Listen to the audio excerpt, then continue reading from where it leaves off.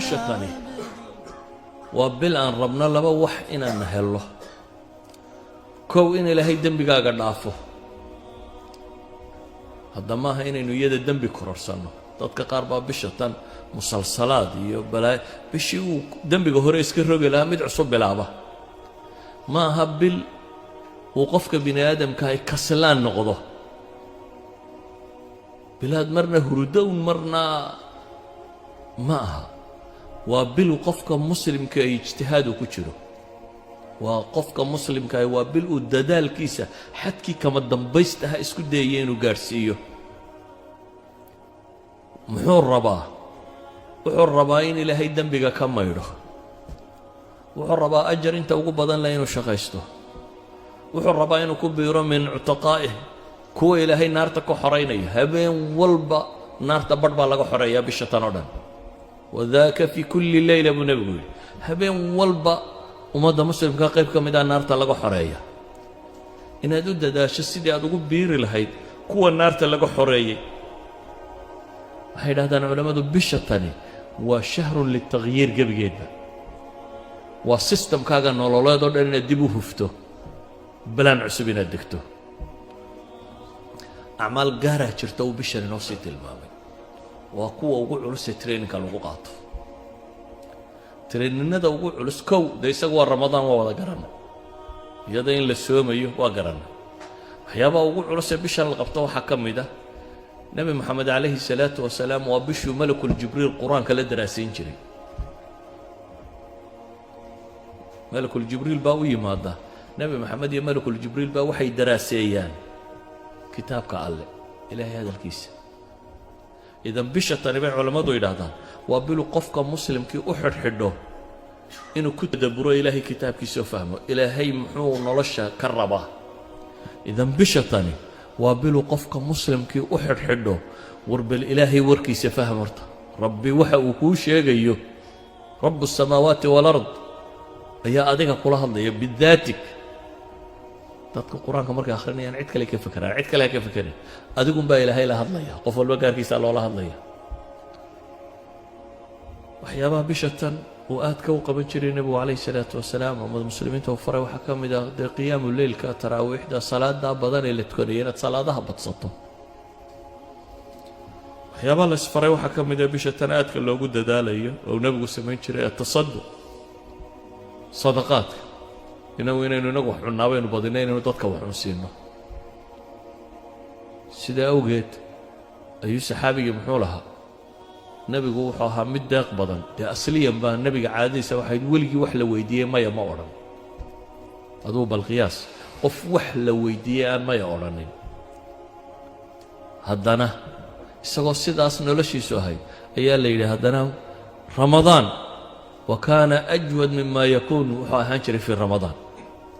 bisha ramadaan wuu ka deeq badnaa bilaha kaloo dhan baa la yidhahdaa intuu bishaa bixiyo way ka gedisnay waxbixintiisu ka riix ilmursala bay ahayd buu xadiidku tilmaamaya sidii dabayl dhabanaysa dabayl babanaysa ama dhabanaysa ayuu la mid ahaa yacni nebigu calayhi salaatu wasalaam gacantiisu way furray bishatani waa bil markaa dadka muslimiinta ee takaafululijtimaaci isu naxariistaan foqorada wax la siiyo masaakiinta wax la siiyo qaraabada la xidhiidhiyo tolka la xidhiidhiyo cid walba wax la siiyo waxyaabuu nebigu bishan samayn jiray waxaa ka mid ah iyadoo cibaadadiisu ay saa u badanto haddana bisha qayb ka mid ah dunidaba ka sii go'i jiray marka horeba bisha cibaadadaa lagu jiray haddana qayb kaloo bishan ka mida buu ictikaaf wax la yidhaahda samayn jiray the last days baad ku jirtaa tobankaa maalmood ugu dambeeyana nebigu calayhi salaatu wasalaam wuu ictikaafi jiray marka ictikaafku macnaheedu waa maxay xaaraan iyo baabkaa ka kaalaya mubaaxaadkii iyo xalaashii buu ka tegayey xataa xalaal ajar looga qorayuu ka tegay oo ajar ka weyn uu raadinayay nebigu calayhi salaatu wasalaam wuxuu inoo tilmaamay ninku gabadhiisa markuu u tago hadduu xalaal ugu tago ajar baa loo qoraa siduu xadiidka nebigu sheegayay laakiin tobankan maalmooda dambe maca dumarka waa laga fogaanaya walaa tubaashiruuhunna wa antum caakifuuna fi lmasaajid baa ilaah yidhi haweenkana ha la dhaqmina idinkoo ictikaafsan baa la yidhi idan tobankan maalmood calaa'iqu dunya kullaha buu jaraya wuxuu u fasax qaadanayaa inuu umuurta aakhiro oo qura bisha ka shaqeeyo inuu 10 kan maalmood umuurta aakhiro oo qura uu ka shaqeeyo waxyaabaha bishan ku badnaa nabiga calayhi salaatu wasalaam waxaa ka mid ah ducaa ilaahay baryadiisa walidalik baa aayadda ducada ugu khaasaysan waxay ku soo aroortay maxay fii wasati aayaati sawm وإذا سألك عبادي عني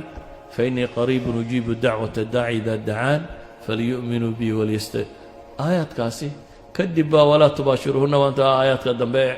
اعتكاف كي كور ربيا صومك آيات كي صومك كلنا وكور ريا إذا وحي دحدا وجرتا محي وحي دحدا وجرتا رمضانك ولذلك العلماء واحد هذا وأسطان tilmaamaysa khusuusiyada ay dacwadu baryada ilaahay leedahay bishan gudaheeda daba ayuha alaxiba ilaahay wuxuuna leeyahy wa an tasuumuu khayrun lakum in kuntum taclamuun kuwii cudurdaarka la siiyey ayaa haddana waxaa la yidhi wacala aladiina yutiiquunahu fidyatu طacaamu miskiin markii la yidhi ayaa haddana waxaa yidhi wa an tasuumuu khayrun lakum in kuntum taclamuun adigoo cudurdaar haysta haddana waxaa la yidhi wa an tasuumuu soonkaa idiin khayr badan haddaa wax garanaysaan baa ilaahayna leeyahy subxaana wa tacaala haddaa wax garanaysaan haddaba ayuha alaxiba warkaygu wuxuu ku kooban yahay bisha tan soo socota in shaa allahu tacaala diyaargarowgeennu ha noqdo sidaynu ilaahay ugu noqon lahayn rabbi ugu xidhmi lahayn aakhiro ay u noqon lahayn taargetkeenna ugu weyn iyo saynu cadaabkeeda uga badbaadi lahayn janno ilaahay u weydiisan lahayn oo u geli lahayn bisha tani markaa ha noqoto daal badani waa inuu kaa muuqdaa oo ah fa idaa faragta fansab ilaahay taacadiisa iyo cibaadadiisa inaynu ku daallo ee bil kaslaamnimo badan ay naga muuqato laziness bil aynu qaadno maaha bil dadku caajiso waan soomanay qof walba idhaa nafta ka sii baxdo ee waa bil aad u baahantay waa tababar baad gelaysaaye 11 bilood oo dambaad u sii sahay qaadanaysaa 11 horena dembigoodaad iska maydhaysaa waa bil aad u sii saha qaadanayso cafaariiddii waaweyneed ee abaalisadii baa lagugu soo dayn doonaa markay dhammaatay saad isaga celin lahayd haddaa traininka ugu sii jirtaa ibliisaanu dibku ugu duufsan lahayn iyo kooxdiisii idan haddaad bisha lafteedii dayacanto dee waad wada dayacmaysaa saa awgeed buu nebigu wuxuu leeyahay man xurima khayruha faqad xurim ama uu aamin u leeyahay jibriil oo leh ninkay ramadaan u soo gasho fansalakh oo ay dhammaato walam yugfar lahu uu leeyahay afka ciidda ha daro nebi maxamedna waa aamiin leeyahay ilaahay waxaan ka baryayaa subxaana wa tacaala inta gaadha bishatan ee asiibtee ka faa'iidaysata ee ilaahay ugu dhowaata in rabbi inaga yeelo sala allahu calaa muxamedin wala alihi wasaxbihi wasalam alxamdu lilah